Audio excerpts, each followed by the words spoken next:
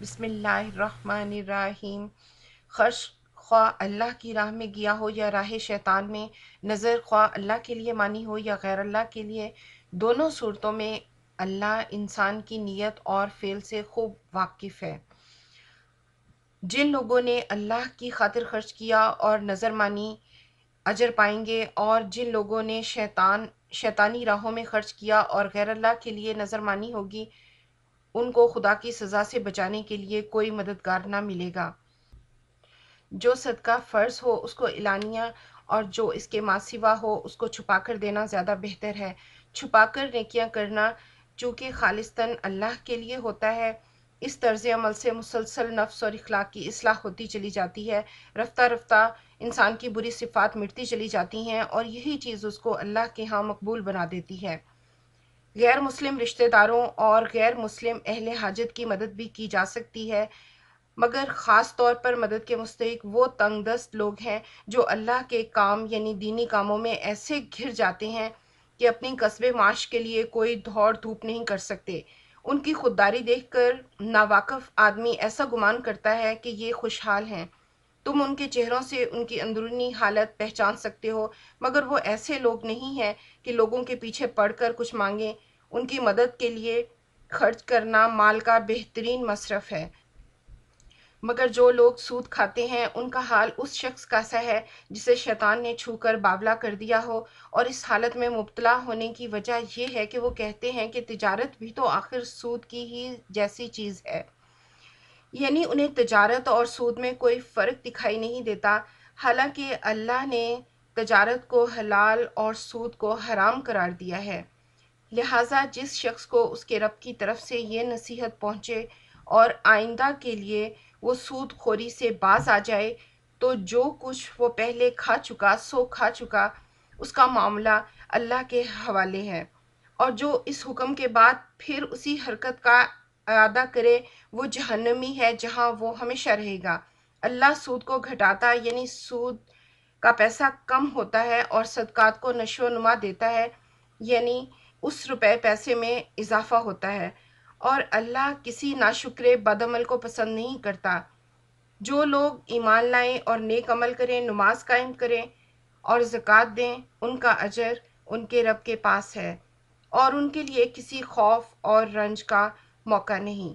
اے لوگو جو ایمان لائے ہو، خدا سے ڈرو، اور جو کچھ سود لوگوں پر باقی رہ گیا ہے اسے چھوڑ دو، اگر واقعی تم ایمان لائے ہو۔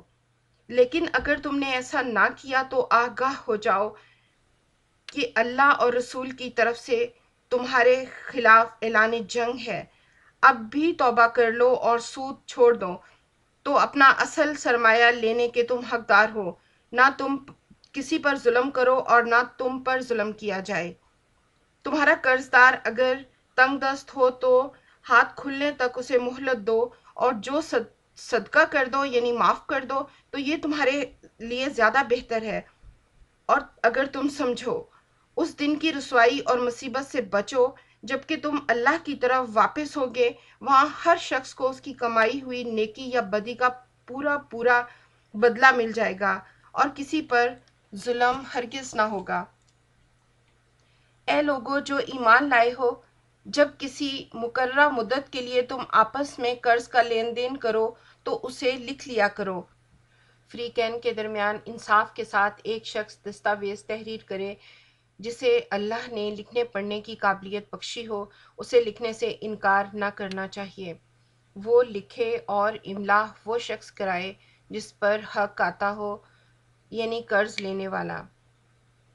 اسے اللہ سے ڈرنا چاہیے کہ جو معاملہ طے ہوا ہو اس میں کوئی کمی بیشی نہ کرے، یعنی اگر قرض لینے والا خود نادان یا ضعیف ہو یا املا نہ کرا سکتا ہو تو اس کا ولی انصاف کے ساتھ املا کرائے، پھر اپنے مردوں میں سے 2 آدمیوں کی اس پر گواہی کرا لو۔ اگر 2 مرد نہ ہوں تو 1 مرد اور 2 عورتیں ہوں، تاکہ اگر ایک بھول جائے تو دوسری اسے یاد دلا دے۔ یہ گواہ ایسے ہونے چاہیے جن کی گواہی تمہارے درمیان مقبول ہو۔ گواہوں کو جب گواہ بننے کے لیے کہا جائے تو انہیں انکار نہ کرنا چاہیے، معاملہ خواہ چھوٹا ہو یا بڑا۔ تاریخ کے تعین کے ساتھ اس کی دستاویز لکھوانے میں تساہل نہ کرو۔ اللہ کے نزدیک تمہارے لیے یہ طریقہ زیادہ مبنی بر انصاف ہے۔ اس سے تمہاری شہادت قائم ہو جانے میں زیادہ سہولت ہوتی ہے اور تمہارے شکوک و شبہات میں مبتلا ہو جانے کا امکان کم رہ جاتا ہے۔ ہاں، جو تجارتی لین دین دست بدست لوگ آپس میں کرتے ہو، اس کو نہ لکھا جائے تو کوئی حرج نہیں، مگر تجارتی معاملے طے کرتے وقت گواہ کر لیا کرو۔ کاتب اور گواہ کو ستایا نہ جائے، ایسا کرو گے تو گناہ کا ارتکاب کرو گے۔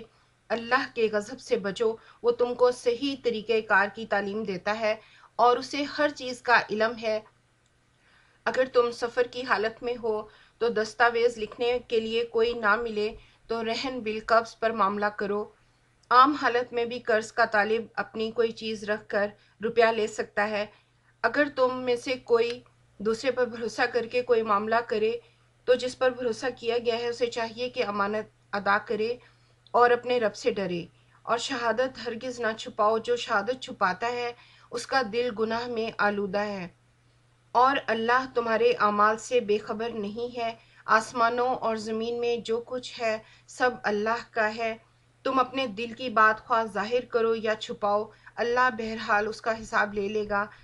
پھر اسے اختیار ہے جسے چاہے معاف کرے اور جسے چاہے سزا دے۔